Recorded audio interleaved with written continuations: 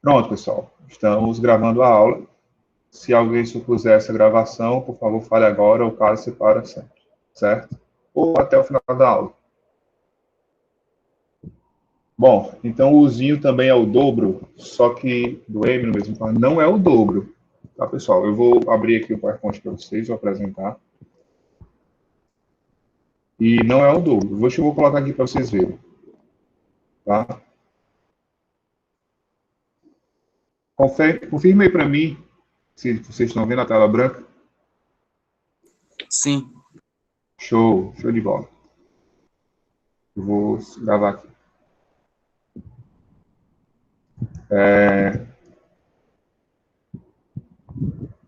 Esse Mzinho aí, que é o micro, são dos múltiplos e submúltiplos do metro, tá?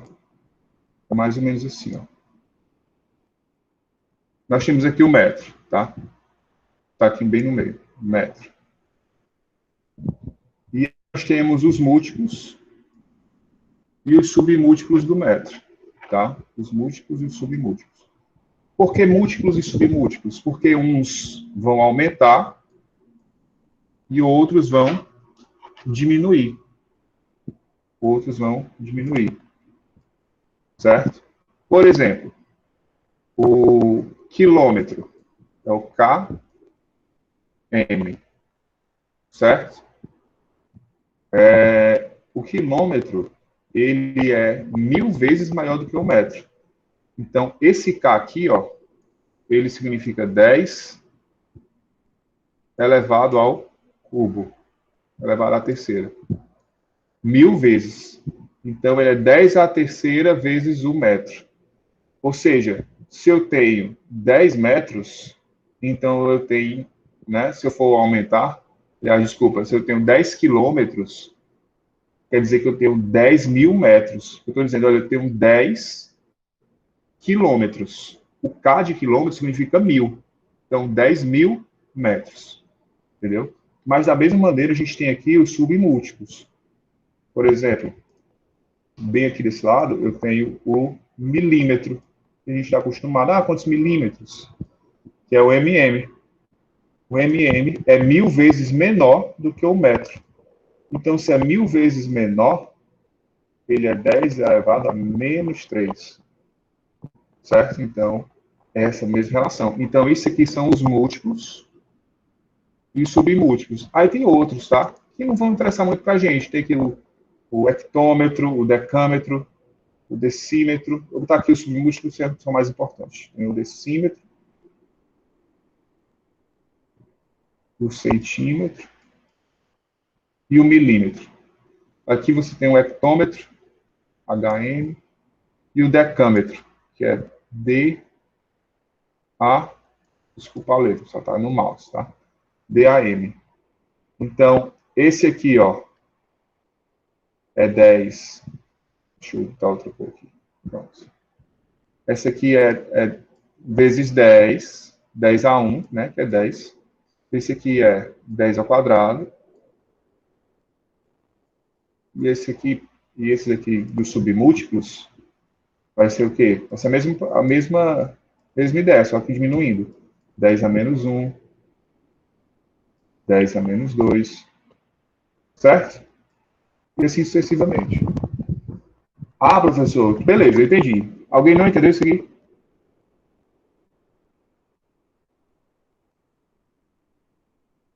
Se não entender, agora é a hora, viu? Pode falar. Não? Então, basicamente é isso, pessoal. Por exemplo, se eu tenho 1 quilômetro, isso quer dizer que eu posso pegar esse K e dizer que ele é o quê? Ele é 10 à terceira. Nada mais é do que 1000, né? 10 à terceira é 1000. Horrível essa terceira aqui. Né? Esse 10 à terceira aqui é a mesma coisa de 1000. Se você pegar 10 e levar ao cubo, você vai ver que vai dar 1000. 10 à terceira. Isso aqui vai dar quanto? Aí, quando você pega o K e substitui por 10 à terceira, você acha o metro, porque você está trocando do K pelo próprio número. Então, vai sobrar só quem? Só o metro. Aí fica 10 a terceira é 1.000, vezes 1, que já tenho aqui, 1.000. Fica 1.000 metros. Por isso que 1 quilômetro é 1.000 metros. Tá? Beleza, professor. Entendi até aí. Mas e o micro? Onde é que ele está? Ah, porque o micro, galera, o micro está mais para esse lado de cá ainda, certo? Mais ainda para esse lado de cá. Vou abrir outra lousa aqui, tá?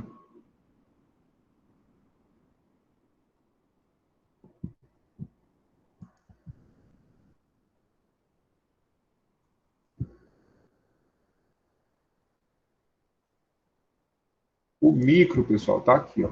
Vou mostrar para vocês. Nós temos vários múltiplos e submúltiplos, né? Vou botar aqui, ó. O mili é o quê? Não é 10 a menos 3, né?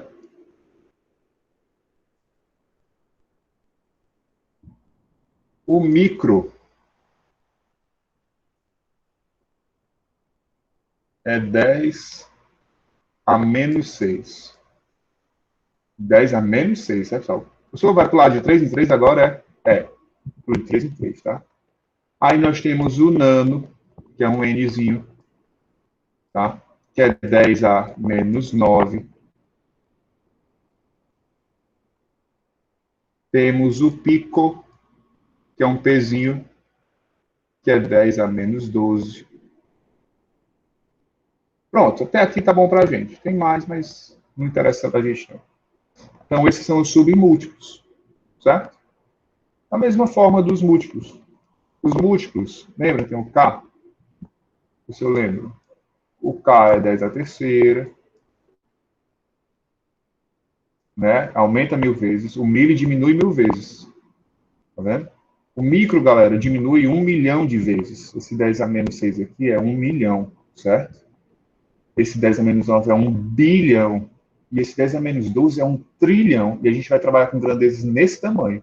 1 trilhão de vezes menor do que o metro. Que é muito pequeno, né? Tem o K, tem o mega. Lembra?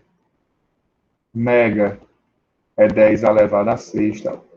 Isso aqui vocês já são mais familiarizados por causa da internet, né? Megabyte, gigabyte. Adivinha que é o próximo?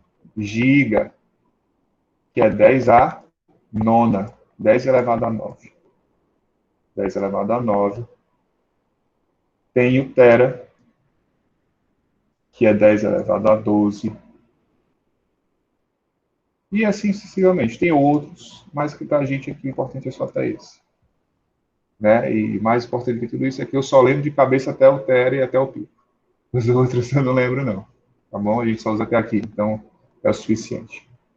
Beleza, pessoal? Alguma dúvida aí? Lembrando, tá? Esses são os submúltiplos. Submúltiplos. E esses são os múltiplos. Múltiplos.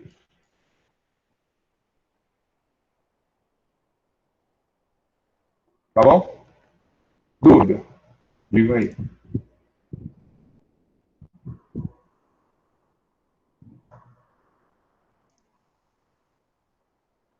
Nenhuma? Cadê vocês? Estão aqui ainda? Ei, professor. Oi. Vou ler aqui as mensagens, não pode falar. Então, a tabela não Tabela. para em milímetros, vai até peta. A tabela não A para em tabela lá de milímetros. metros que o senhor falou vai até peta. Ou Vai até mais. porque Entendeu? eu pensava que isso aqui era separado daquela tabela. Não, não é. É a mesma coisa, entendeu? Só que, normalmente, no ensino médio aí com vocês, na base comum, vocês vão aprender até o quê? Do quilômetro até o milímetro. É suficiente. Mas já em eletricidade, aqui na cadeira técnica, vocês precisam saber um pouco mais. Então, a gente vai até o micrômetro, tem o nanômetro, certo? E essas unidades aí não se aplicam só ao metro, não, tá? Qualquer unidade pode ser adicionada desses múltiplos e submúltiplos. Por exemplo, a gente vai aprender depois que é um capacitor e a capacitância dele, desse capacitor, que a gente vai aprender ainda, ela é dada na unidade farads. Tá? São tantos farads, 100 farads, 1000 farads. Só que farad é uma unidade muito grande. Então, normalmente, os capacitores têm os seus valores de capacitância lá para os 470 nanofarads, 1000 picofarads. Então, é bem pequeno mesmo. Tem que usar esses submúltiplos, entendeu? E não é só do metro, percebe? Micro, nano, pico. Tudo isso pode ser aplicado às outras unidades. Por exemplo, são nanofarads, picofarads. Não precisa ser metro, entendeu? A verdade é que esse micro, nano, esse quilo, tudo isso só é uma letra para indicar um multiplicador. E quem são esses multiplicadores? 10 a menos 3, 10 a terceira, 10 a menos 6, 10 a menos 9, e vários deles. Entendeu? Sim, entendi. Obrigado, professor. Show de bola. Deixa eu ver se tem mais dúvida aqui na lista. Eu também. Eu fiz enquanto estava na barra. Agora já sabem o que é o micrômetro, né? A Bia disse, professor, na questão do desafio eu precisava saber lei de Gauss? Não. A gente vai estudar ainda, viu? Micrômetro, quilômetro, pode. Então, o usinho também é o dobro, já respondi isso aqui. A tabela não para no milímetro, como disse Miguel, não. Na aula 1, Física 2.0, ele mostra isso também. Obrigado, Joana. Mostra, é verdade. É porque eu pensava que era separado. Tem petro também. Pronto. Mas não se preocupem, tá, pessoal? Vocês vão aprender naturalmente. Fica muito comum, você usa muito. Aí fica tranquilo demais. Beleza? Tranquilo, né? Vamos lá. Vocês querem que eu faça a questão de desafio? Como é?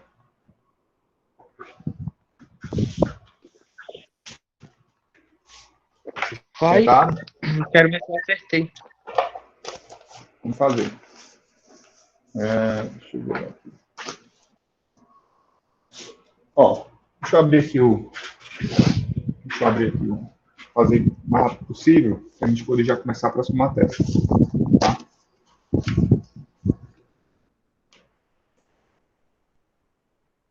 Ele falava mais ou menos o seguinte, né? Deixa eu abrir aqui o... Qualquer coisa, pessoal, vai escrevendo aí que depois quando eu voltar eu olho, tá? Ele dizia o seguinte, uma gota d'água esférica, ou seja, uma bolinha, né? De raio 0,1 micrômetro. Galera, pense numa bolinha pequena. O raio dela, que é a metade do diâmetro, o R, é igual a 0,1 micrômetros. Ou seja, 0,1 vezes 10 a menos 6. Pense. Isso aqui é basicamente você pegar 0,1 metro, ou seja, 10 centímetros, e dividir esses 10 centímetros em 1 milhão de partes.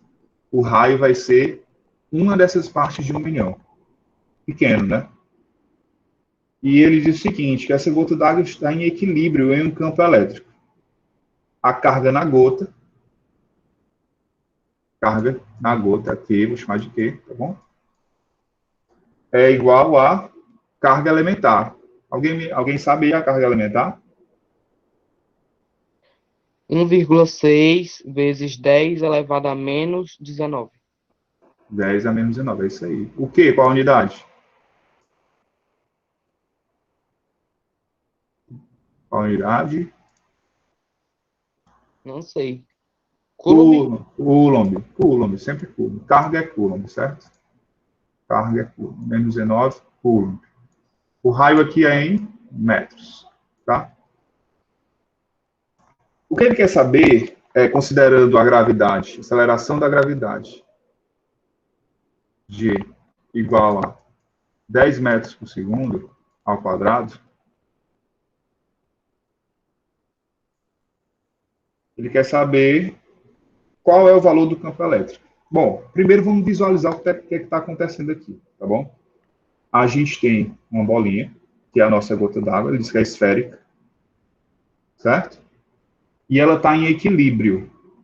Ora, se ela está em equilíbrio, quer dizer que todas as forças estão igualadas, né? Ou seja, tem uma força puxando para baixo, claro, que é a força peso, e, consequentemente, para igualar a força peso, nós vamos ter uma força puxando para cima. E a gente supõe que essa força é qual? É a força exercida pelo campo elétrico, né? Depende da carga dela. Tudo bem até aí? Então, essa aqui seria a força elétrica. E esse aqui é a força peso. Certo? Tá, P. Tá bom? Então, basicamente, essa aí é a situação. Não tem muito segredo, né? Só que o grande lance é, quem é a força elétrica? A força elétrica, aí vai ter um aluno que vai dizer, professor, a força elétrica é K vezes Q1 vezes Q2, né? Sobre a distância, eu decorei, professor, essa forma, distância ao quadrado. Beleza, essa é a força elétrica. Só que a gente não vai usar essa força elétrica. Primeiro, por quê? Porque a gente só está trabalhando com uma carga aqui. Não existe essa Q2. Certo? Não existe. Então, não vai ser essa forma que a gente vai utilizar. A gente vai usar a outra. Qual é a outra? A gente viu lá? Vocês viram na videoaula? Alguém lembra? Força elétrica vezes. Esqueci já. Não foi essa variável esqueci já, não, mas tudo bem. Vezes esqueci já não existe. Ó, força elétrica é campo elétrico. Eu vou botar esse vetorzinho aqui não, tá? Vou deixar assim.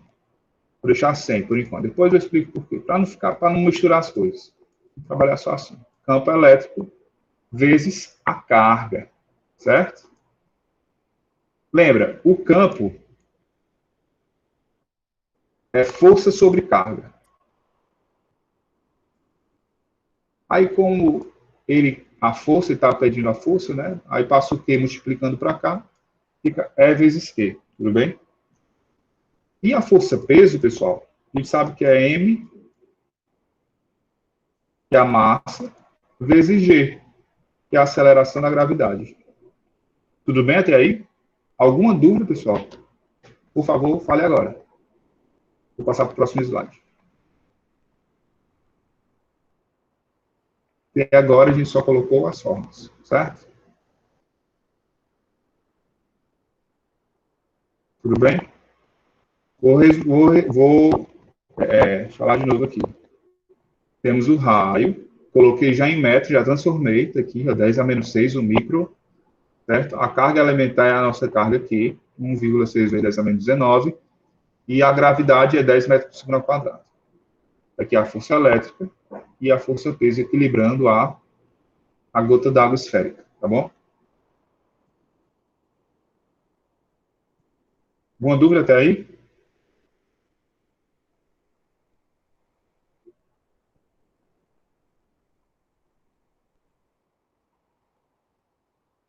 Nenhuma? Beleza, vou continuar, tá? Continuar. Posso continuar.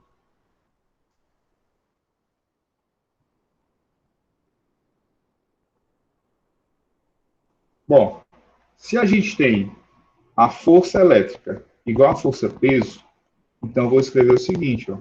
Se elas são iguais, eu posso escrever dessa maneira, que elas estão se equilibrando. Ó. Eu vou dizer que a força elétrica, Fe, é igual à força peso. Fe é igual a P. Não é não? Não faz sentido? Se elas duas são iguais, porque estão se equilibrando, é porque eu posso dizer que Fe é igual a P. Só que Fe vai ser E vezes Q. E o P vai ser quem? M vezes G. Até agora, nada demais, certo? Aí eu vou olhar assim para essa equação e dizer o seguinte, bom, eu sei quem é G. G é 10. Eu sei quem é Q. Q é 1 horrível 1, porque é 1,6 vezes 10 a menos 19. Vou botar sem as unidades, tá? Mas seria coulomb. E aqui metro por segundo ao quadrado, na gravidade. Beleza. Ele quer saber quem é o E. É isso que ele pergunta. Só que tem um carinha aqui que a gente não sabe. Qual será, pelo amor de Deus, a massa dessa gota d'água? O que é que vocês acham? Como é que a gente vai achar isso aí? Olha só como é que faz. Você vai pegar e calcular primeiramente o volume da gota. Professor, por que eu vou calcular o volume da gota? Ora, porque você tem que usar o que ele te deu. O que foi que ele te deu? Me diga aí qual foi o dado que ele deu para vocês. Ele disse o seguinte, ó. Ele disse que o raio da gota é 0,1 micrômetros, que a gente até transformou, né? E com raio, eu consigo encontrar o volume, certo? Alguém viu já estudou, ou lembra, ou se não estudou, já pesquisou por fora, como é que se calcula o volume de uma esfera? Porque lembra, essa gota é uma esfera, né? Uma gota esférica. Alguém sabe calcular o volume de uma esfera?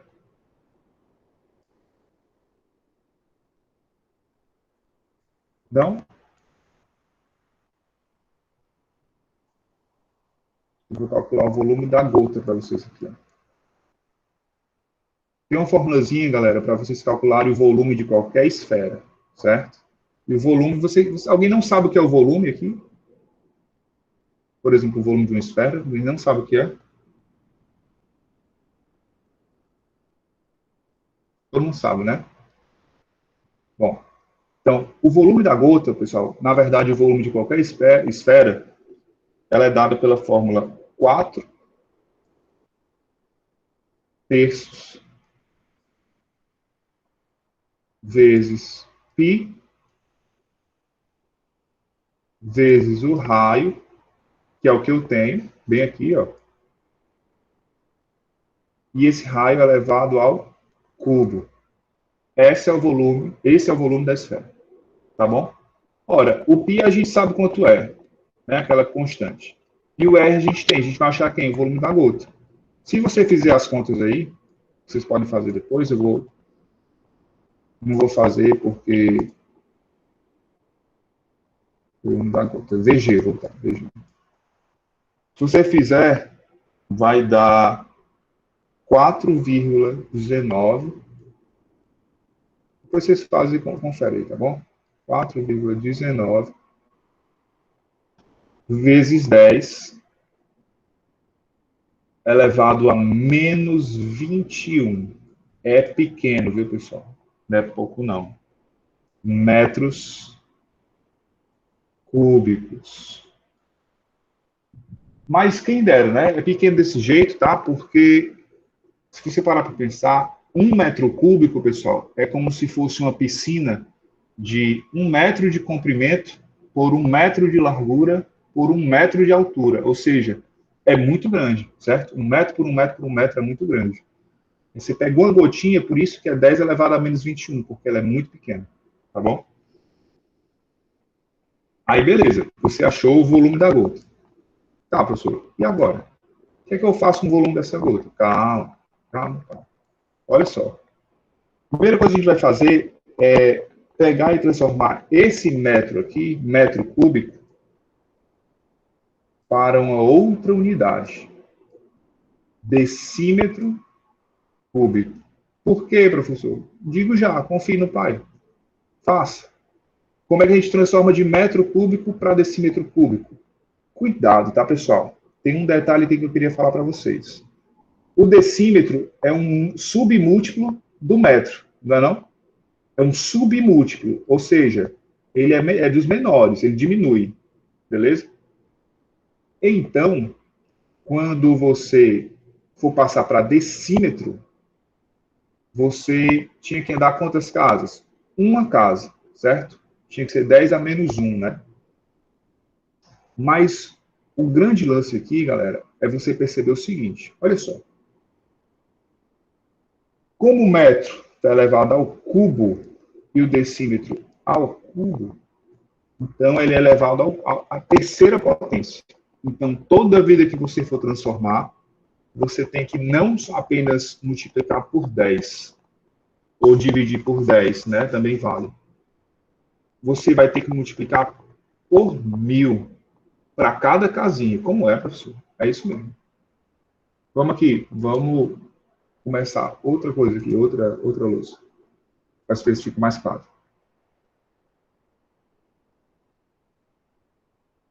Se eu tenho, por exemplo, aqui, metro, e tenho aqui decímetro. Aqui o decímetro mesmo. Certo? Se eu quero vir daqui para cá, o que vai acontecer? Suponha que eu tenho 1 metro, certo? Eu quero saber em decímetros. Quantos decímetros é 1 metro? O que é que eu vou fazer? Pessoal, é o seguinte, ó, a regrinha diz o seguinte. Não estou andando para cá. Peraí, ficou horrível esse desenho. Não estou andando para cá. Uma casinha, né, do metro para o decímetro não era logo, depois do metro não era o decímetro. Pronto, é a mesma coisa. Imagina aqui que esse 1 tem uma vírgula aqui, tá? Porque ele realmente tem, se está 1,0 continua sendo 1. O que eu vou fazer? Eu não andei para a direita, aqui, uma casa por decímetro, eu vou pegar essa vírgula e vou andar também para a direita. Quantas vezes? Uma casa. Só uma vezinha, certo? Por isso que quando eu tenho 1 metro que ela transforma para decímetros, eu pego essa vírgula, ando uma casa para a direita e esse 1 vira 10. Se eu quisesse transformar para centímetro,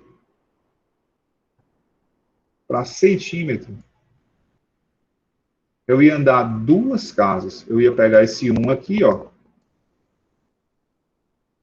e ia andar 2 casas. Eu ia pegar essa vírgula, dá 1, 2 casas. Obviamente, né, aqui ia aparecer um outro 0, para ele poder andar a casa do 0. E é por isso que, quando eu tenho 1 metro, é a mesma coisa de eu dizer que eu tenho 100 centímetros, porque a vírgula andou 2 casas.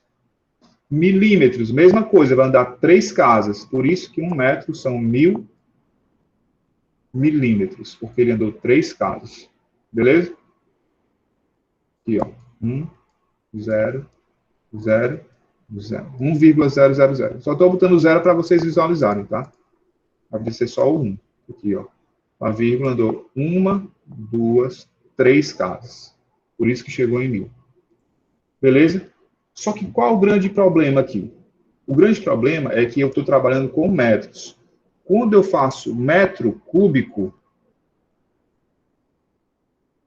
cada andadazinha que você tem que dar, por exemplo, de metro para decímetro, ele não vai andar mais só 3. De metro para decímetro cúbico, metro cúbico para decímetro cúbico, agora ele vai andar 3 casas. Só uma passagem, ele já anda 3 casas, professor? Exatamente. Por quê? Porque está elevado ao cubo, certo? Então, cada uma virou 3 agora.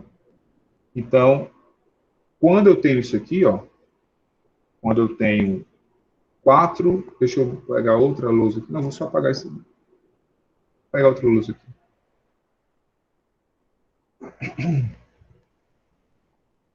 Quando eu tenho, o número que a gente achou foi 4,19. Foi isso? Foi. Vezes 10 a menos 21. Vezes 10 a menos 21. É isso mesmo. Metros cúbicos. Se eu quero passar isso aqui para decímetros cúbicos, Qual vai ser o valor? Olha, é só uma unidade, né? De metro para decímetro é só uma. Mas como está o cubo, eu vou andar 3 casas. Certo?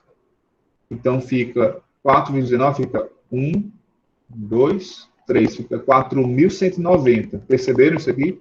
Se eu pegar essa vírgula e andar 3 casas, fica 4.190. 1, 2, 3. Aparece um zero aqui, ó.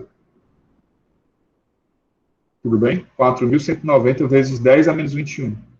Só que tem outro jeito da gente fazer isso. Um jeito melhor. Olha só. 4,19 vezes 10 a menos 21. O que é que eu vou fazer?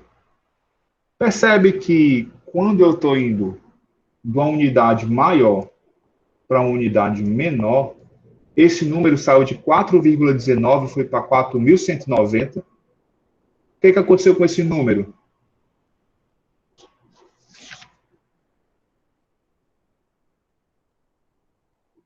Hein, pessoal?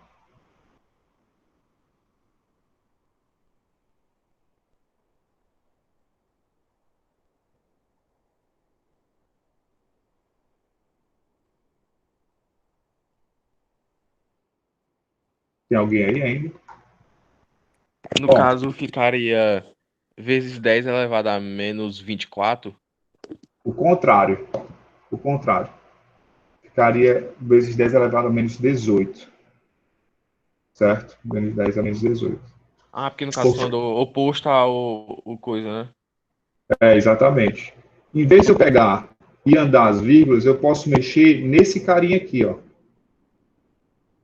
Percebe que eu fui para uma unidade menor, né? Eu fui para uma unidade menor. Então, se eu fui para uma unidade menor, para compensar, isso aqui tem que aumentar esse valor aqui. Professor, mas então teria que ir para 24, né, não? Não, porque isso aqui é um menos, galera. No menos, a gente sabe, né, que o menos 3, por exemplo, é menor do que o menos 1.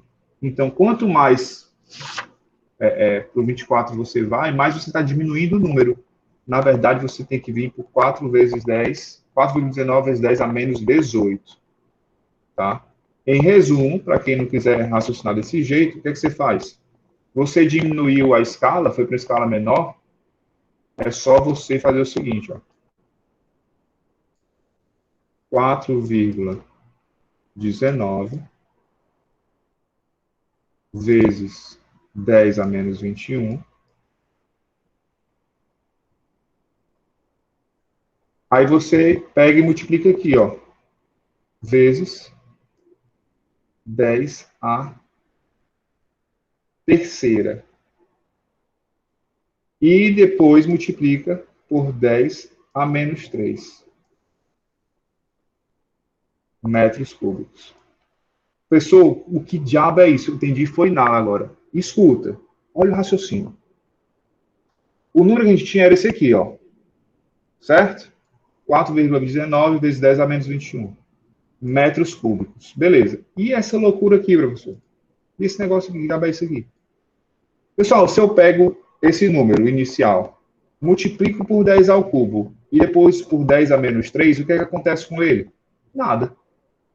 Eu multipliquei por um número e depois multipliquei pelo inverso dele.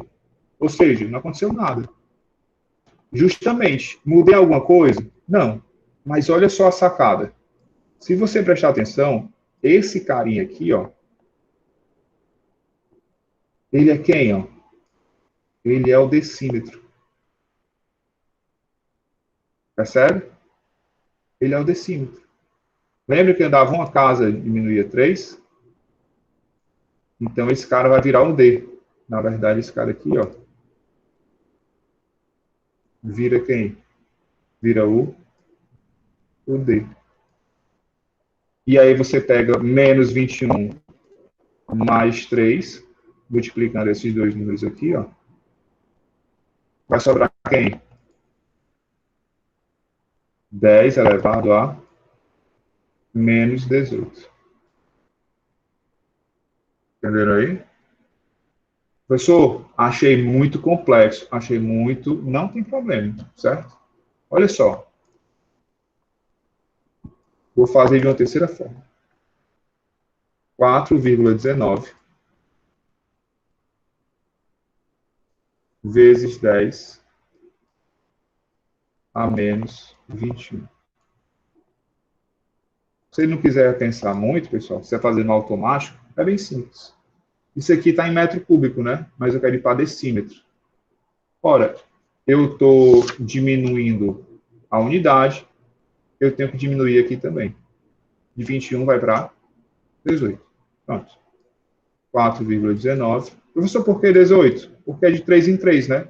Já que a gente está trabalhando em unidade de volume, tá? Menos 18 decímetros cúbicos. Tudo bem, pessoal? Beleza? Dúvidas? Eu acho que tem algumas agora. Não? Não tem? Certo? Ei, professor, Oi. o senhor transformou em decímetro ao cubo por causa do 0,1? Não, não. Eu transformei porque eu vou dizer isso agora. Ó. Transformamos, né? Show. Professor, por que que o senhor transformou em decímetro cúbico? Já estava em metro cúbico. Para que ir para decímetro cúbico? Porque o detalhe, ó. Eu sei, não sei se vocês sabem. Se não sabem, vão saber agora. Um decímetro cúbico é igual a 1 litro. É igual a 1 litro. E eu sei que 1 litro de água pesa 1 quilo. Então, eu já posso converter direto. Ó. Se esse decímetro cúbico aqui é igual a 1 litro, e esse mesmo 1 litro é igual a 1 quilo, então eu posso dizer o seguinte, ó. 1 decímetro cúbico é igual a 1 quilo. E aí eu chego muito mais fácil aonde? Na massa da gota. Percebe? Porque basta eu pegar esse decímetro cúbico e substituir aqui, esse decímetro cúbico aqui, ó, e substituir por quilo. É a mesma coisa. Entendeu? Então, professor, quer dizer que no final das contas eu vou ter 4,19 vezes 10 a menos 18 quilos. É isso? É isso. É isso mesmo.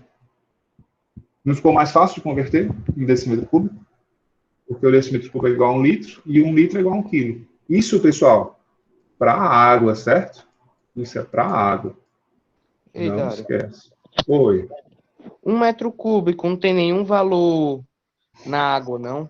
Valor igual a... Não, tem, mas não é redondinho assim, não. O redondinho assim de 1 litro é 1 decímetro cúbico, certo? É mais fácil. Beleza? De qualquer Ei, forma, você Dário, teria que transformar depois. Oi. mas também se eu quisesse transformar para mililitro, que é igual a 1 centímetro cúbico, daria certo também? Também, tá certo do mesmo jeito. É porque eu quis ir logo direto pro quilo, né? Para não perder tempo. Certo?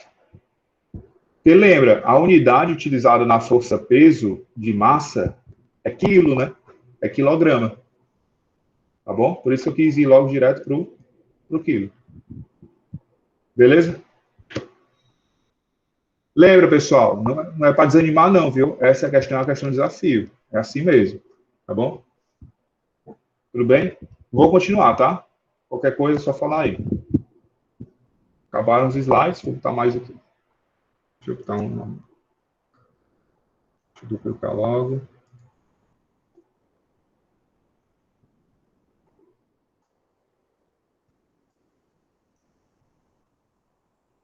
Pronto.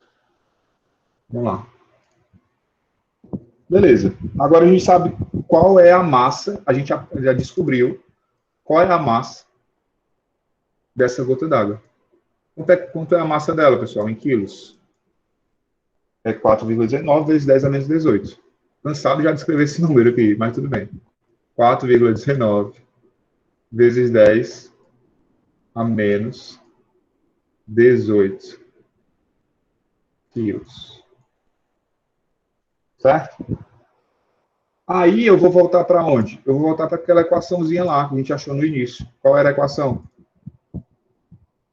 Hein? Era E vezes Q igual a mg. Agora eu sei o Q, eu sei o M e eu sei o G. Eu vou achar quem? O campo elétrico, que é o que ele quer. Se você fizer as continhas, professor, eu faço as continhas? Faço, porque eu gosto de ver as continhas sendo feitas. Tá bom. Ó. Eu vou deixar o E aqui sozinho e esse G, desculpa, esse Q, eu vou passar para o outro lado. Ele não está multiplicando aqui, né? Ó. Tá? Não está multiplicando? Estão vendo? Ele está multiplicando aqui. Ele vai passar para lá como? Dividindo, né? Dividindo aqui para baixo. Vai ficar desse jeito aqui, ó. E igual a M vezes G sobre T. Isso aqui, galera, vai dar o seguinte, ó. O M é 4,19. Deixa eu botar em outra slide. É mais fácil. Aqui o E. O M é 4,19 vezes 10 elevado a menos 18. Certo? Está aqui atento para isso, vai ficar mais fácil de ver. Vezes quem? Vezes a gravidade, que é 10. Aqui o 10. Dividido pela carga, que é 1,6 a carga elementar, né?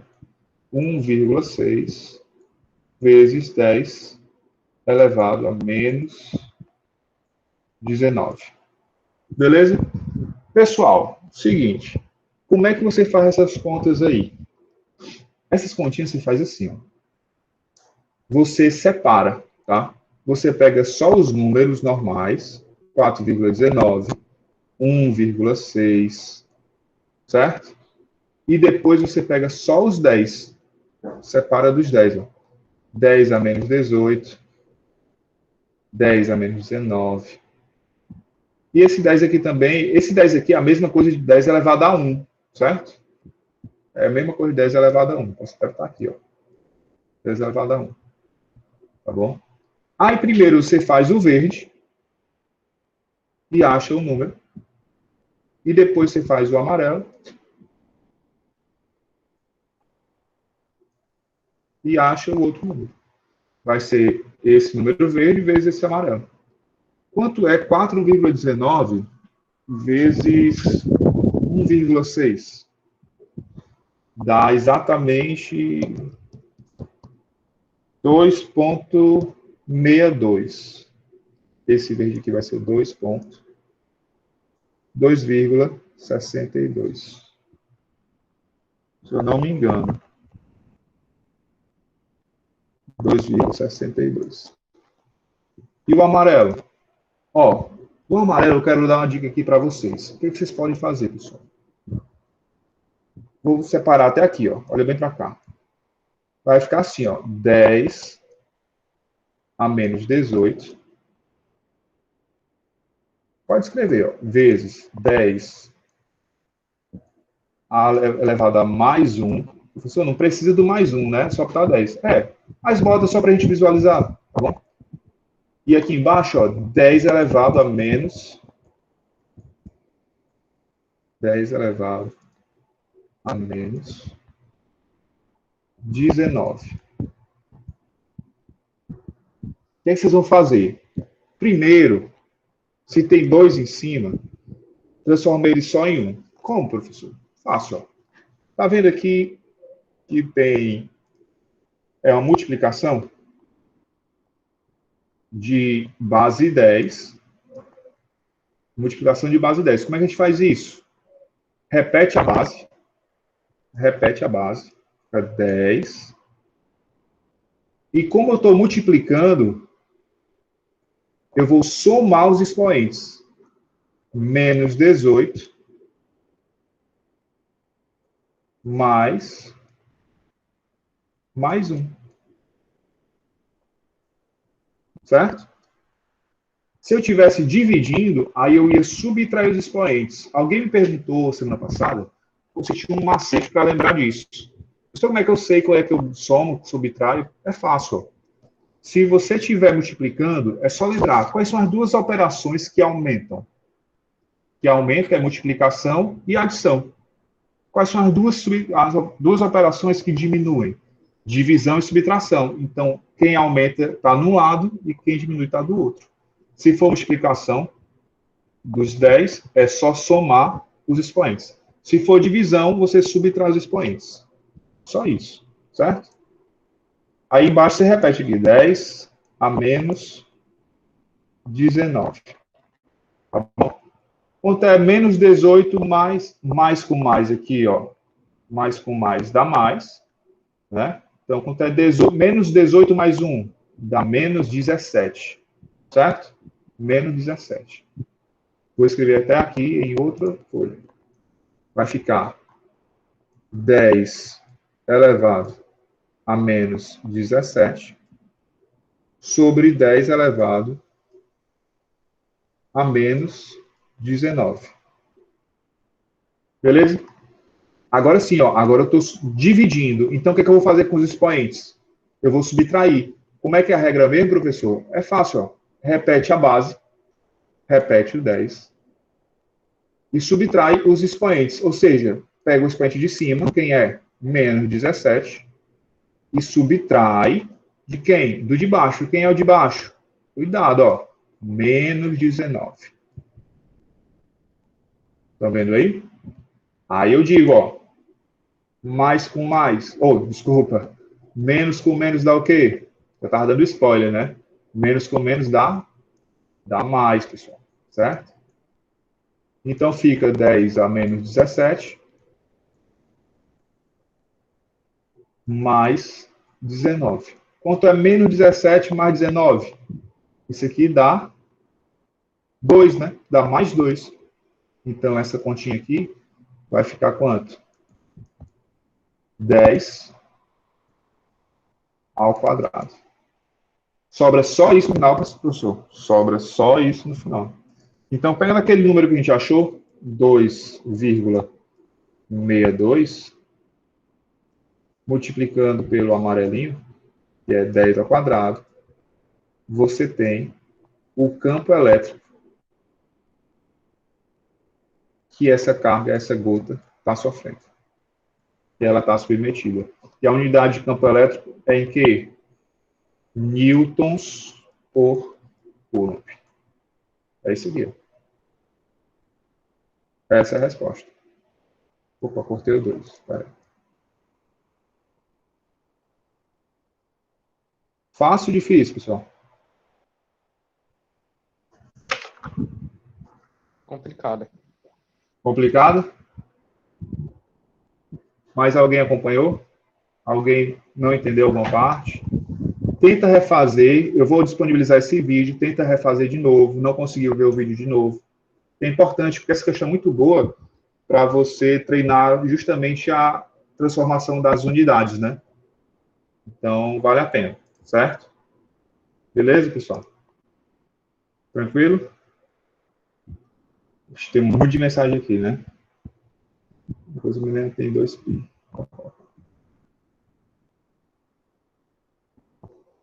Se a apresentação some, pessoal, é porque provavelmente o problema está na sua conexão, viu? Porque senão eu teria caído aqui, teria visto. É longo, ó, o Marcelo fala uma coisa certa. É longo, mas não é difícil. Você sabe como fazer. Só é trabalhoso, certo? Só é trabalhoso. Mas depois você pega e desenrola, certo? Beleza, pessoal? Ei, Dário, Oi, diga aí. nós vamos ter uma aula especificada para transformação, Tipo aquele negócio de centímetro ao quadrado para mililitro, decímetro ao quadrado para litro. Tem, deve ter em matemática. Em matemática, o Fábio, eu acho. O Fábio deve ensinar. Mas eu estou dando aqui, tipo, uma prévia. Vocês não viram isso ainda não, né? Estou dando uma prévia para vocês. Mais ou menos desse jeito que acontece, certo? Estou falando resumidamente, assim, não estou pegando todos os casos. Certo? Beleza, pessoal? Então, essa questão aí, eu acho que dessa primeira parte de eletrostática, talvez seja a mais difícil que vocês vão pegar. Porque mistura até um pouco com a força-peso, certo? Essa vai ser a mais dificilzinha. Viu? A Vanessa faz, né? A Vanessa pode fazer isso também, é verdade. A Vanessa está ensinando para vocês física. Pois é, Calma, mas aí é questão de praticar, viu? Faça o seguinte, procure na internet lista de exercício múltiplos e submúltiplos. Pronto. Entendeu? Aí você vai encontrar os exercícios, vai encontrar no YouTube. Galera, eu vou dizer uma coisa para vocês. Hoje, você só não aprende tudo se você não quiser. Porque tem tudo. Você botar qualquer assunto na internet, no YouTube, em qualquer lugar vai ter. Certo? Qualquer lugar vai ter. A única coisa que nunca vai mudar, a informação está até mais disponível, mas a coisa que nunca vai mudar é você precisa de HBC, entendeu? De HBC. Você sabe o que é HBC? Não. Não? Vocês nunca ouviram falar em HBC? HBC, pessoal. Eu não. HBC são horas de bunda na cadeira. É disso que vocês precisam. Certo? Só isso. Quando vocês tiverem horas de bunda na cadeira, aí as coisas vão começar a fazer sentido. Certo? Nunca mais esqueçam de HBC. Não, mas não é só ter a bunda na cadeira, né? Você tem que estar estudando, né? Implica em você estar com a bunda na cadeira estudando, obviamente, né? Então, mudar, né? HBCE. Horas de bunda na cadeira estudando. Certo, pessoal? Beleza. Mioyo. Ok. Vamos continuar? Alguma dúvida aí na questão? Eu queria falar para vocês um pouquinho dos elementos básicos dos circuitos, tá? Ainda está apresentando aí, não tá?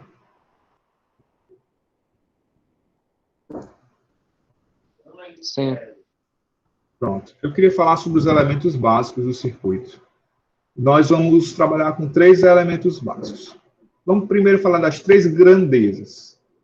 V, I, R. Certo? Vir. Lembra? Até falei para vocês na lei de Ohm que é tão fácil que quem vê, ri. Lembra, né? Pois é, ó. O V, pessoal, é a diferença de potencial. É conhecida como DDP. Lembra que eu falei para vocês sobre aquela caneta que caía, porque existia uma diferença de potencial gravitacional e ela ia do mais alto para o mais baixo? Lembra? É a mesma coisa. A DDP, ela causa uma diferença de potencial. Só que em vez de ser um potencial gravitacional, é um potencial elétrico. Ou seja, você vai ter de um lado o maior potencial, que você vai chamar de mais, e você vai ter do outro lado, deixa eu botar ali outra cor aqui. Você vai ter do outro lado um menor potencial que você vai chamar de menos. A conexão entre esses dois é um circuito elétrico. Então você tem o maior potencial,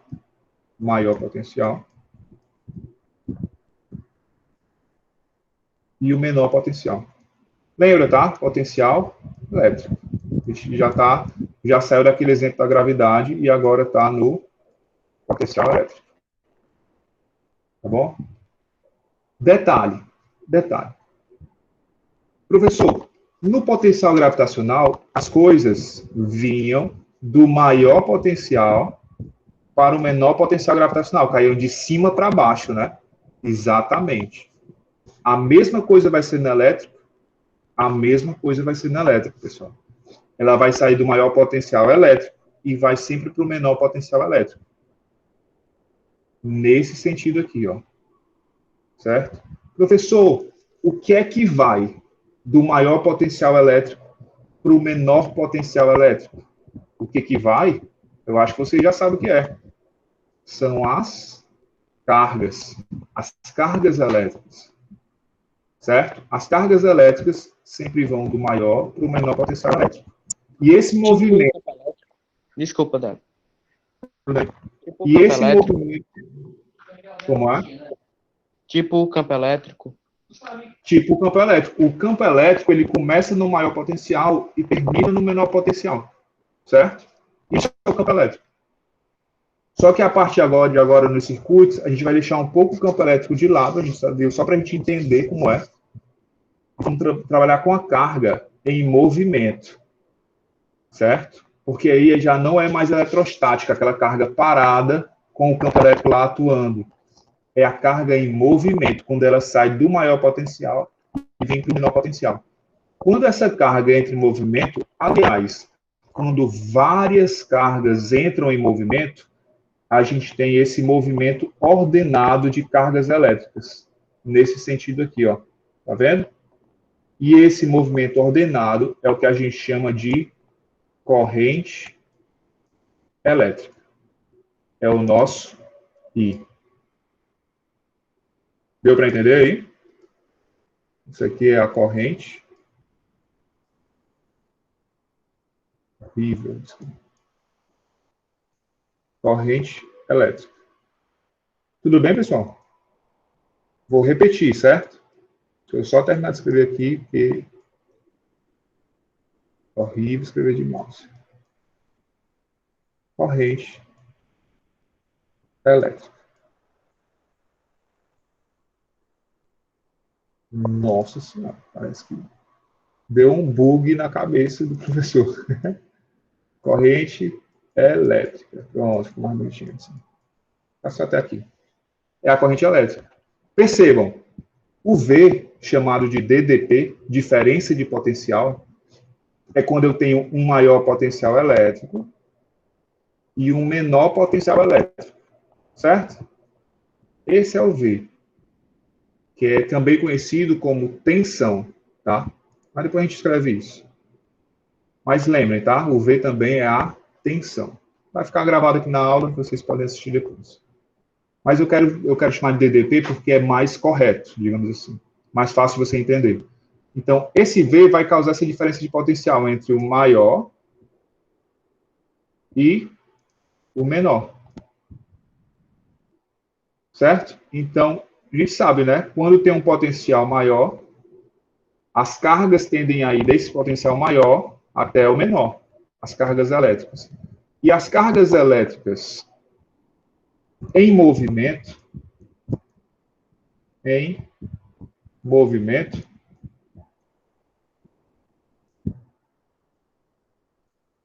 chamada de corrente elétrica, que é o nosso I. Tá aqui elas, ó. Certo? A nossa corrente elétrica. Ah, professor, quer dizer que quando você leva um choque, nada mais são do que as cargas passando por dentro do seu corpo? Exatamente. Certo? Aquelas cargas que a gente está estudando, que são submetidas a campos elétricos, elas estão passando por dentro do seu corpo. Estão usando os seus átomos, as eletrosferas dos átomos de vocês, como caminho para ela chegar onde ela quer. Onde é que ela quer? Ela quer o menor potencial. Ela veio de um maior e quer ir para o menor. E certo? onde é que fica? Onde é que fica? Excelente pergunta. No final do circuito. O começo do circuito, o começo de qualquer circuito elétrico, é num terminal positivo. Ela passa por vários componentes, certo? E termina no terminal negativo. Lembra quando você tem uma pilha? A pilhazinha assim, ó. Aí tem uma bolinha assim. Aí, se você prestar atenção, vai ter um lado aqui, vai ter escrito aqui, bem aqui na pilha, vai ter mais, e do outro lado vai ter menos. É assim que funciona o circuito elétrico. Ó. Esses dois polos da pilha, esse aqui e esse aqui, eles estão separados. E esse mais aqui tem um potencial mais alto do que esse menos. Então, quando você vai, por exemplo, ligar o controle da sua TV, você vou botar aqui o controle da TV, como se fosse uma caixinha preta, tá? Não vou desenhar o controle, não. Aí você bota as pilhas para funcionar, o que é que você faz?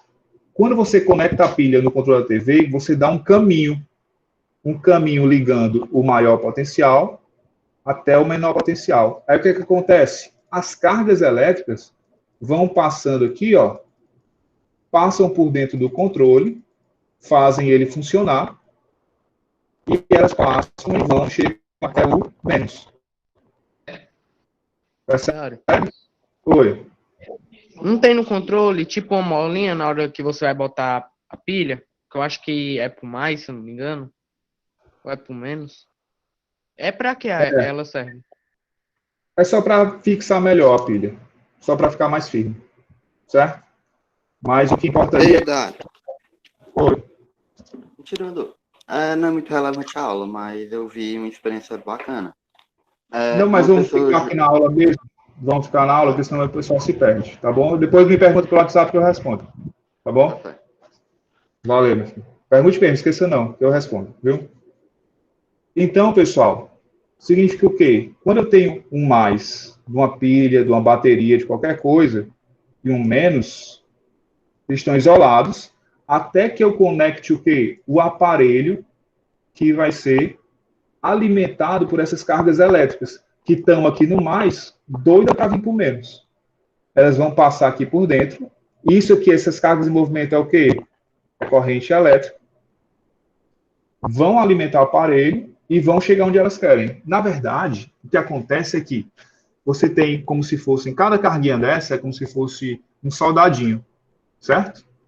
E aí eles querem ir lá para o menos. A gente aproveita e fala assim, ó, ei, vem, passa por aqui. Aí coloca o aparelho que a gente quer alimentar. Aí eles passam, alimentam, fazem o que a gente precisa e concluem o caminho deles. Basicamente é só isso, você tem um circuito elétrico. Você está usando a vontade das cargas de irem para o menor potencial para fornecer um caminho para elas irem, mas em compensação elas vão te dar o quê? Elas vão passar por dentro do teu circuito, por dentro do teu aparelho e vão fazer ele funcionar. Beleza? Dário, é tipo aquele cabo, o cabo de algum eletrodoméstico? Sim, sim, exatamente. É aquele cabo mesmo. Qualquer cabo, na verdade. Quando você conecta o seu celular para carregar, por exemplo, é a mesma coisa. Aquele circuito está aberto. Quando você bota o seu celular é um caminho para as cargas passarem. Aí ele vai e carrega o seu celular. É a contrapartida deles, né? Eles pegam e passam, mas em troca eles carregam o seu celular. Claro, é mais complexo do que isso, mas eu estou simplificando, tá? Beleza? Professor, faltou o R. Tem um R ali, ó. O que é esse R? Ah, pessoal, esse R aqui é a resistência elétrica. Vamos para o próximo slide para a gente poder ver, tá bom? Aqui no próximo slide, ó, vou escrever de novo, a resistência elétrica. Certo? É o R. Beleza. Nós temos um polo positivo, temos um polo negativo. Então, entre esses polos, eu já tenho o quê, pessoal? Eu já tenho uma DDP, lembra? Já tenho uma DDP, que é representado pela letra V, certo? Só que esse V é só a vontade das cargas de irem do mais para o menos. É só a vontade. Tá? Eu preciso fornecer um caminho. Quando eu forneço um caminho,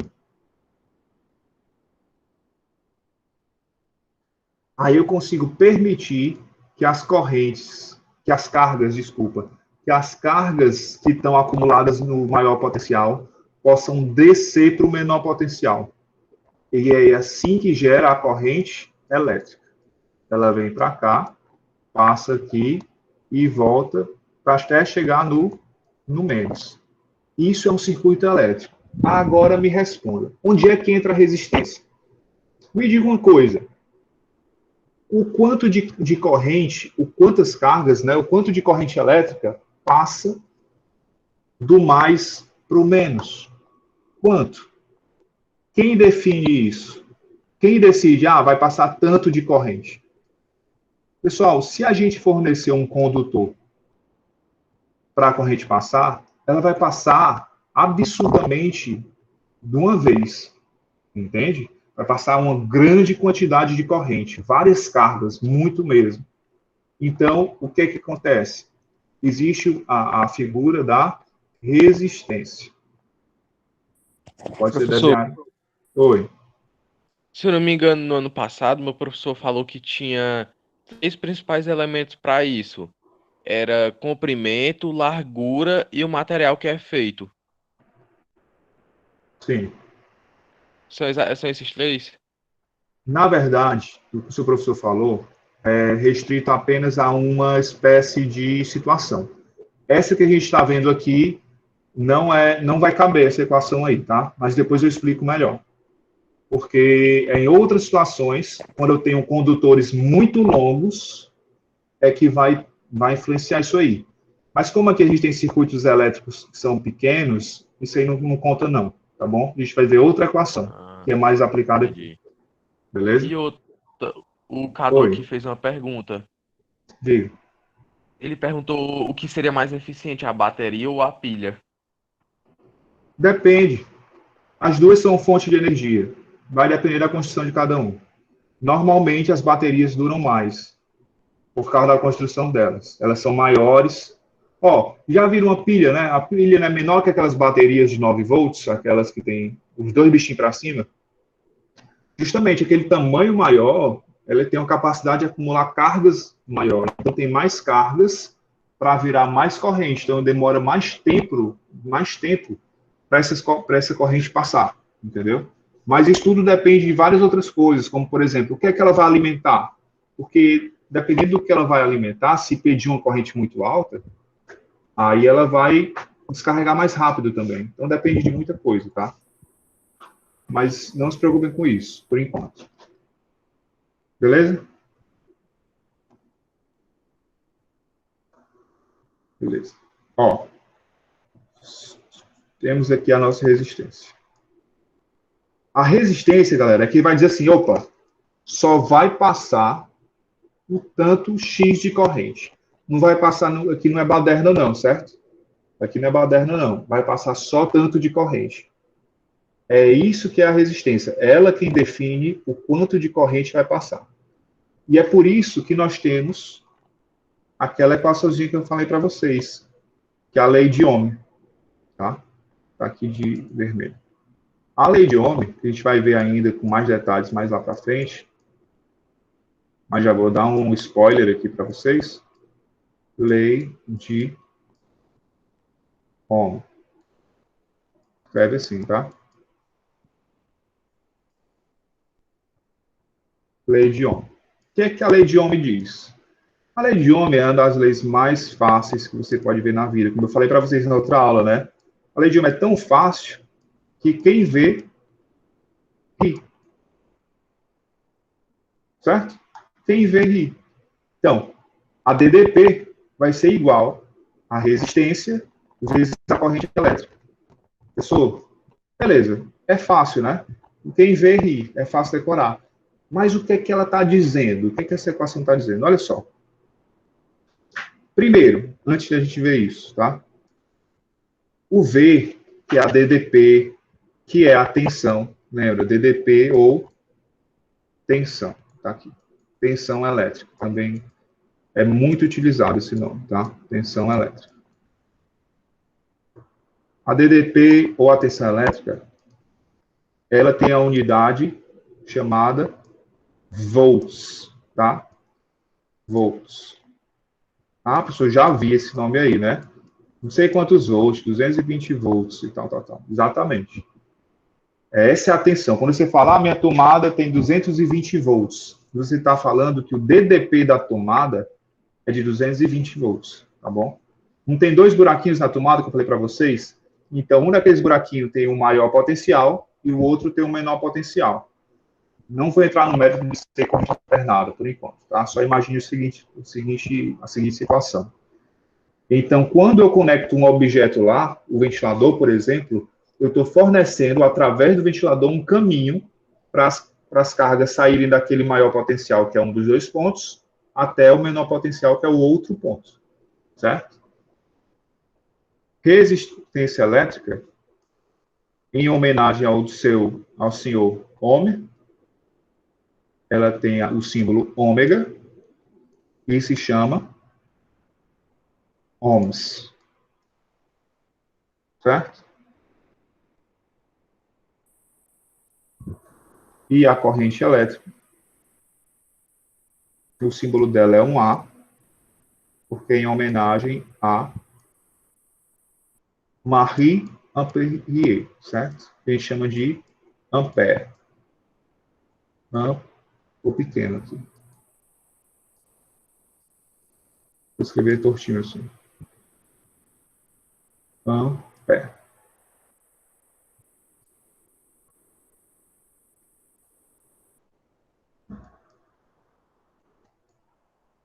Depois vocês veem aí como é que escreve direitinho. Ampere. Com sinal trocado assim. Falando em francês. Beleza? Então nós sabemos, ó. A tensão, ou a DDP, é em volts, a resistência é em ohms e a corrente é em ampere. O símbolo da tensão do DDP é V, o da resistência é um ômegazinho, minúsculo, e o da corrente é um A. Beleza? E o que é cada coisa mesmo, professor? O V é a diferença de potencial, ou seja, o quanto esse polo positivo aqui tem um potencial maior do que esse negativo aqui. Certo? E essa diferença, quando você fornece um caminho, que é esse caminho aqui, ó, surge a passagem da corrente elétrica, aqui é o I, que a gente colocou. Certo? E quem controla o quanto de corrente elétrica que passa é a resistência.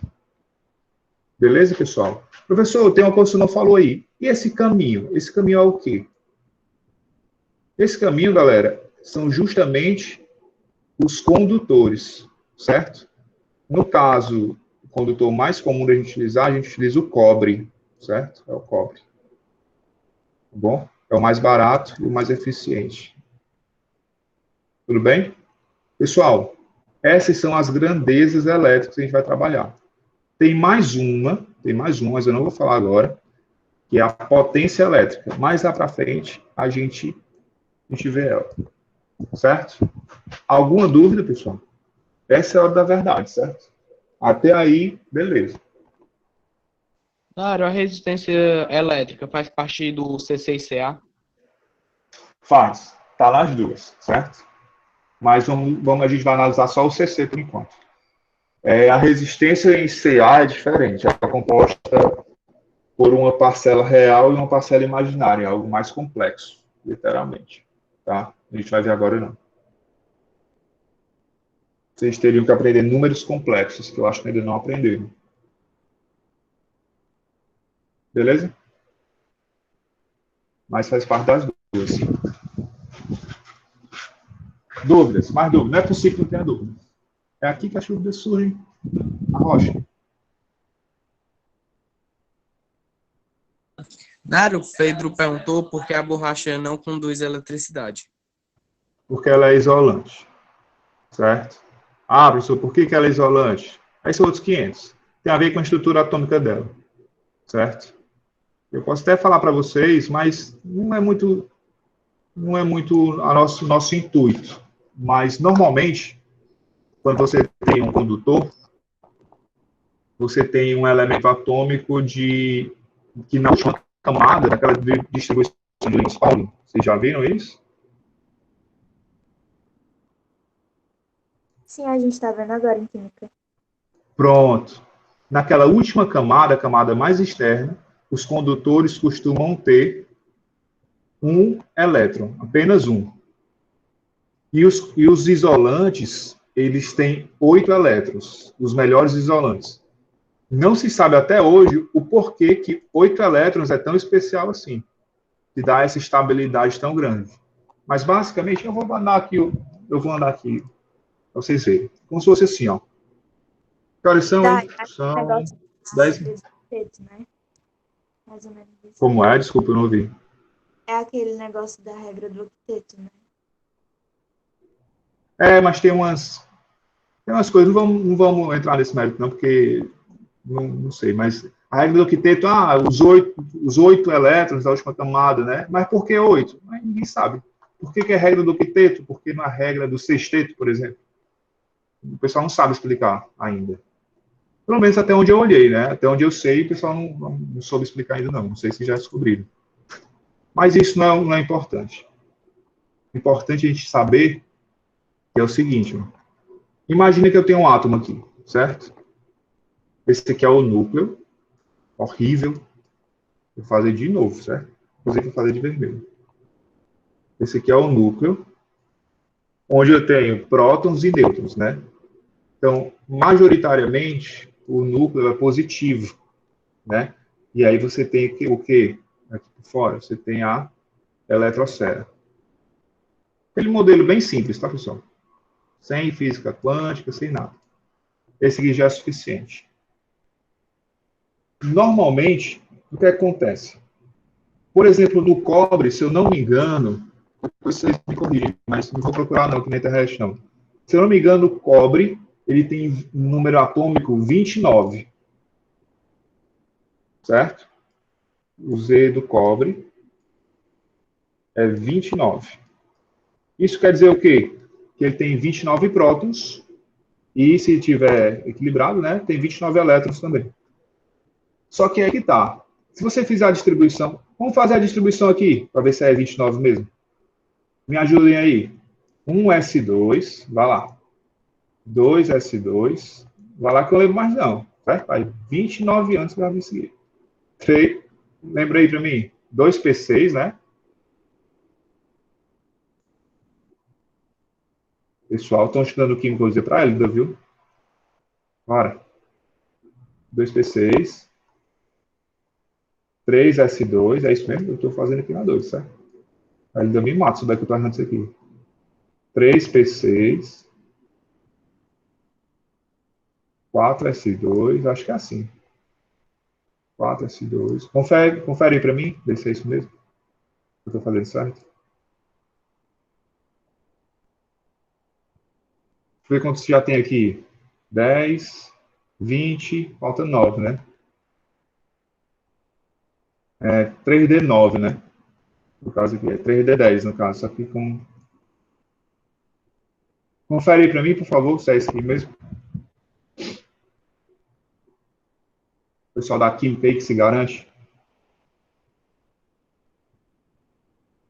Tô falando que tá assim. Pronto. Só que tem um detalhe. Essa distribuição aqui está errada, certo? Está errada. Por quê? Porque esse 3D9 aqui não pode existir. Esse aqui tem que ser 3D10. Certo? Por quê? Porque esse carinha aqui, ó, ele é do nível 3. A camada é 3. A camada mais externa desse átomo aqui, ó, é essa. É a 4. Então, o elétron que vai faltar vai ser nesse 2 aqui, ó. Então, esse aqui não é 2. Esse aqui é o 4s1.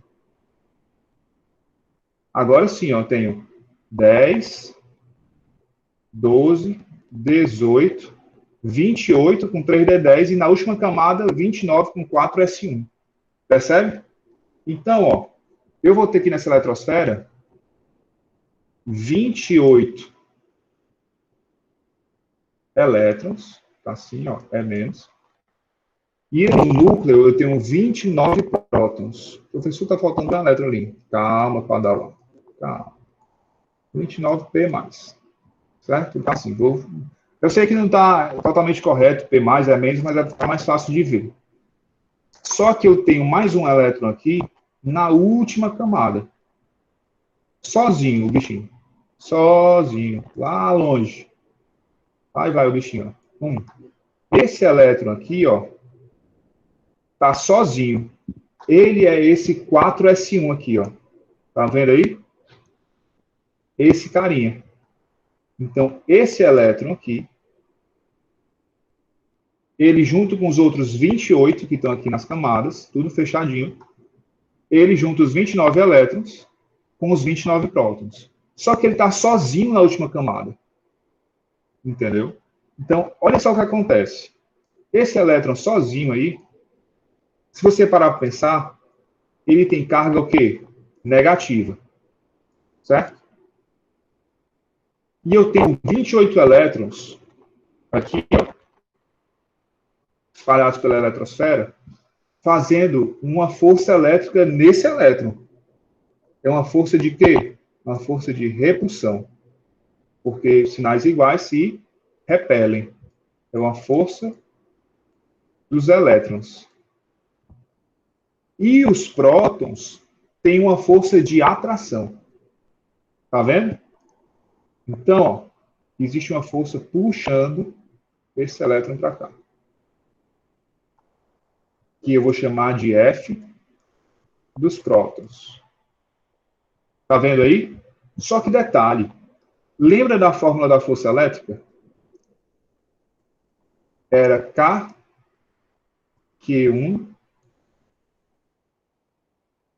Q2 sobre a distância ao quadrado. Olha só o que está acontecendo. Eu tenho 29 prótons puxando para dentro e 28 elétrons empurrando para fora. Certo? Quem é que vai estar mais forte? Se dependesse só da carga, a força dos prótons ia ganhar. Por quê? Porque eu tenho mais cargas puxando do que empurrando. Mas, perceba, os 28 elétrons estão a uma distância menor do que os 29 prótons. Estão vendo? Então, na questão de distância, a força dos elétrons está vencendo. Professor, aí a gente vai ter que calcular a distância atômica entre os... A gente vai ter que calcular nada. Eu só quero que vocês percebam uma coisa. Sabe o que é que isso está causando aqui no nosso elétron, na última camada? Instabilidade. Porque eu nem puxo com força suficiente e eu nem empurro com força suficiente. Então, aqui, ele está muito solto. Eu não consigo prender ele no átomo, não consigo expulsar. E esse carinha solto, está só esperando uma fonte externa de energia para tirar ele do lugar. Quem é essa fonte externa de energia? É a DDP. Quando chegou a DDP aqui, ó, essa fonte vai pegar esse elétron que não sabe se vai ou se fica e vai usar ele como corrente elétrica. Por isso que os condutores têm um elétron na última camada, porque esse elétron normalmente fica instável e fica fácil de ser usado pelo circuito elétrico como corrente elétrica. E é por isso que ele é um bom condutor, o cobre. Ele tem esse carinho sozinho aqui. Beleza? Tranquilo, pessoal? Agora imagina vários e vários e vários inúmeros átomos de cobre, cada um com esse elétron aqui. Por isso que tem corrente elétrica nos condutores. Porque quando você aplica essa DDP, essa tensão vai usar esses átomos como corrente elétrica. Esses elétrons como corrente elétrica. Para ir do maior potencial até o menor. Certo? na verdade verdadeira, né? Não é bem assim, porque existe o sentido real e convencional da corrente. Mas isso aí são os próximos capítulos. Só estou me justificando para quem for assistir essa aula depois dizer a professora não sabe o que está falando. Mas, basicamente, é isso. Ele vai usar essa tensão, vai usar esse elétron aqui, esse elétron, coitado aqui, que está sozinho, instável, não sabe se fica ou se vai, e aí ele utiliza como corrente elétrica. Só que aí, quando você tem 8 aqui, ele é muito mais compacto, muito mais difícil de ser retirado dessa última camada. Por isso que é um isolante. Você coloca DDP e não tem elétron saído tão fácil, porque com 8 ele é muito estável, é muito difícil de tirar ele dali. Entendeu? Quando ele está sozinho, ele vai se embora. Basta botar uma DDPzinha que ele está correndo. Deu para entender, pessoal?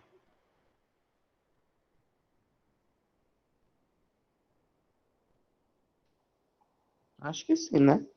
Não sei se eu respondeu. E foi que perguntou. Bom, Não tá nada, não. fica aí. Qualquer coisa é só me perguntar depois. Pessoal, tá ficando claro ou tá ficando confuso? Eu tô achando que vocês estão muito calados, não sei.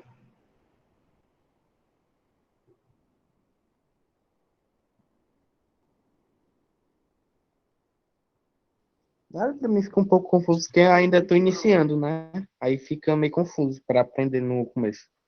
Pois então, o que é que tá confuso? Para eu tentar explicar melhor. No começo, tudo. Não, naquela parte, naquela última parte que o senhor estava ensinando. Nessa aqui? Pessoal, lembra que a gente aprendeu a força elétrica? Que é a interação entre cargas? Olha, se eu tenho um grupo de cargas positivas e um grupo de cargas negativas aqui, ó, eu estou interagindo com essa carga que está só. As de positiva vão tentar trazer, porque essa aqui é negativa, e as negativas vão tentar empurrar, porque são sinais iguais. Só que essas forças estão equilibradas. Então, não tem nada expulsando o elétron e não tem nada prendendo o elétron. Por isso que ele é fácil de ser removido dessa última camada do átomo para virar corrente elétrica aqui na DDP. Isso é um condutor. Um isolante é o contrário. O isolante tem 8 elétrons aqui nessa última camada, o que fica muito difícil de tirar um elétron desse, porque eles estão muito estáveis, estão muito ligados um com o outro. Esse aqui, o bichinho estava só, solitário. Qualquer influência que chega aqui fora, elétrica, ele vai. Percebe?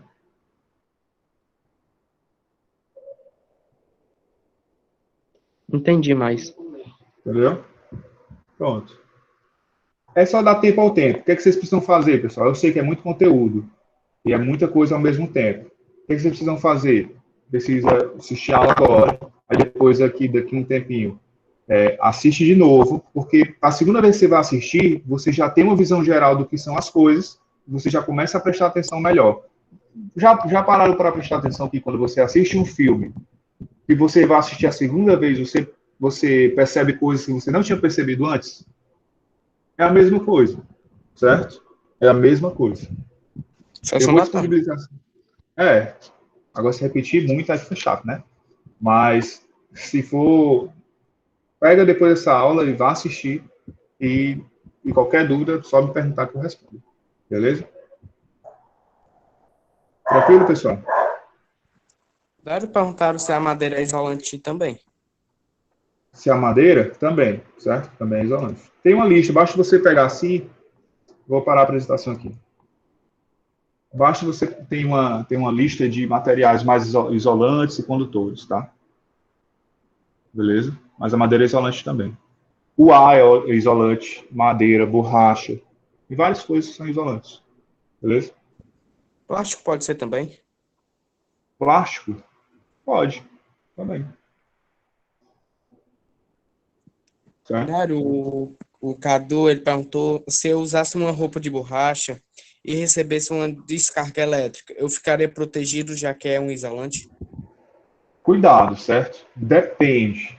Porque o isolante, é como eu falei, né? O isolante, como ele tem 8 elétrons lá na última camada, ele fica mais difícil de eu retirar os elétrons para transformar em carga elétrica, para transformar em corrente elétrica, na verdade. Mas não é impossível. Se a diferença de potencial for muito alta,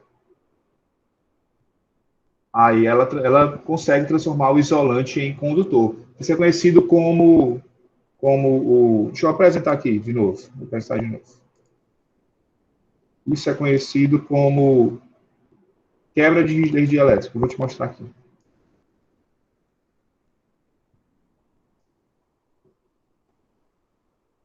Proteção de slides. Pronto. Ó, por exemplo, quando você tem um céu muito nublado, tá aqui, que é a nuvem, certo? Horrível, mas considere.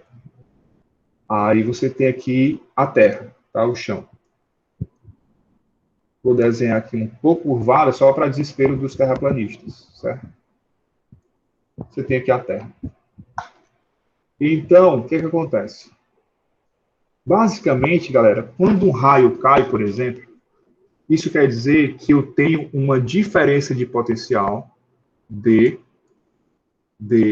P, muito grande entre a nuvem carregada e a Terra. Tem uma DDP muito grande. Só que o grande lance é o seguinte, eu tenho o ar. Entre a nuvem e o chão, eu tenho o ar, né? O ar atmosférico.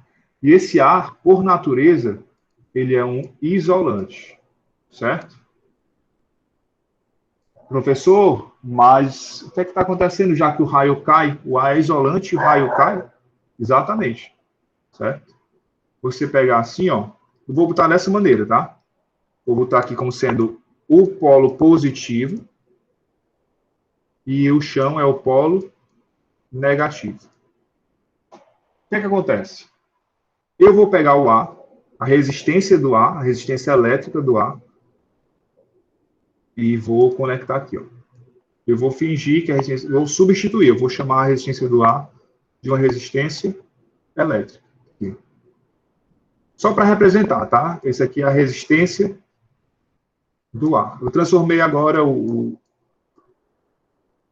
a situação do trovão em um circuito elétrico. Você tem um polo positivo, tem um polo negativo e tem a resistência elétrica, tá? Beleza? Aí o que acontece? A resistência do ar, ela é muito alta. Alta demais. Por isso que o ar é um isolante. Como a resistência é muito alta, ele não deixa a corrente passar. Entende? Até aí tudo bem. Mas, se a tensão, se a DDP for muito alta, pessoal, ocorre o que a gente chama de quebra de rigidez dielétrica do ar. Basicamente ele não está nem aí se o ar tem 8 elétrons na última camada, se é estável e se ele é um isolante. Ele tem tanta diferença de potencial, ele tem tanta energia acumulada, que ele quebra essa última camada e arranca os elétrons tudinho. E é por isso que o raio cai. Porque essa diferença de potencial é muito maior do que a resistência do ar. E aí o que acontece? Acontece que a corrente elétrica passa. E a corrente elétrica nada mais é do que o raio caindo. Certo? Professor, Oi. uma coisa. Então, é isso que acontece naquelas bobinas de Tesla para sair aquele, entre aspas, raio? Exatamente. Na bobina de Tesla fica saindo os raiozinhos, é porque a diferença de potencial está tão alta que está quebrando ali a rigidez dielétrica do ar, aquela resistência do ar. Certo? Exatamente. E aí, quando você tem essa corrente, que é basicamente o raio, você tem a corrente elétrica passando para a Terra, né? E é isso que causa o choque. Quando o raio cai, são aquela corrente absurda de alta, porque a DDP aqui é muito alta. Certo? E detalhe, tá? Aquele barulho que a gente escuta, o trovão, nada mais é do que o som da quebra dessa rigidez do ar, dessa resistência do ar. Que a gente chama de quebra de rigidez dielétrica. Tá? É aquele barulho do trovão. E eu não sei se vocês já perceberam, mas quando a gente vê um raio, demora um pouquinho para a gente ouvir o trovão. Vocês sabem por quê? Porque o raio é mais rápido do que o som? Porque a luz é mais rápida do que o som. Exatamente. Quando você vê o raio, pessoal, quando você vê o seu olho aqui, ó, o olhão de suricate aqui, ó, a luz, ela tem uma velocidade mais alta que o som. A luz é a coisa mais rápida do nosso universo, né? Então, a luz chega aos nossos olhos e o som, que se propaga de maneira diferente, vai chegar no ouvido da pessoa depois, porque a velocidade do som é menor do que a velocidade da luz. Certo? Inclusive, você sabe até, dá até para saber a quantos quilômetros de distância caiu o raio de você, né? Quantos metros de distância caiu o raio de você. Porque basta você saber a velocidade da luz, sabe a velocidade do som. Certo? Você pode contar o tempo. Você viu a luz, começa a contar o tempo. Tantos segundos. Olha, se você tem a velocidade, se você tem o tempo, o que é que você acha também? Vou até escrever assim, não. Vou escrever da maneira que a professora deve ter ensinado. Se você tem a velocidade, se você tem o tempo, o que é que você acha também? O espaço, né? Lembra do sorvete? Vocês aprenderam assim, né? Sorvete? Ou não?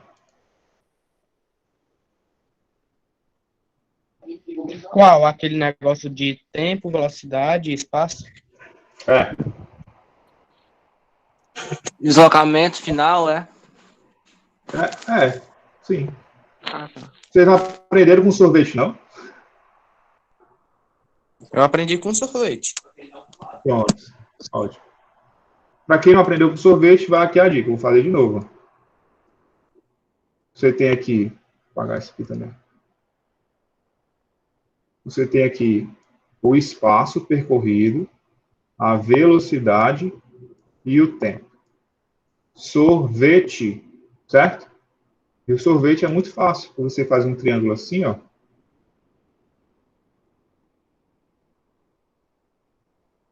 Aí você faz o seguinte, ó.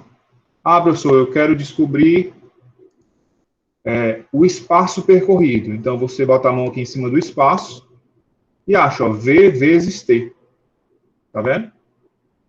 Ah, professor, eu quero descobrir o tempo que levou para percorrer esse espaço nessa velocidade. É só você cobrir com a mão o tempo. Você tem S sobre V. Professor, eu quero saber a velocidade que eu levei, que eu desenvolvi para percorrer um espaço num determinado tempo. É só você cobrir a velocidade e você tem S sobre T. Então você consegue achar qualquer um dos três. Com o sorvete. Aí é só você imaginar que esse sorvete é o que está de cabeça para baixo aqui, ó.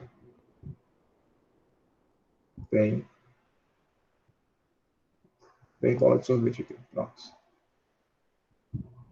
Certo? Beleza, pessoal? Quem não conhecia o sorvete aí, levanta a mão para eu ver. Só que eu não estou vendo, né?